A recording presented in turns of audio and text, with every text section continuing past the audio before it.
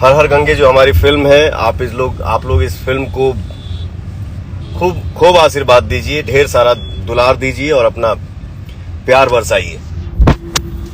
कहा भाई? बहुत अच्छा, बहुत अच्छी फिल्म है हर हर गंगे। कल से सिनेमाघरों में लग गई है और पटना, दानापुर, सीतामढ़ी, मोतिहारी, आरा, गया, छपरा, गुजरात, पंजाब, सब जगह पिक्चर लगी हुई है। मुंबई के पायल भिवंडी में, सब जगह। वो लिस्ट भैया के इंस्टाग्राम और फेसबुक पेज पर अभी अपलोड हो।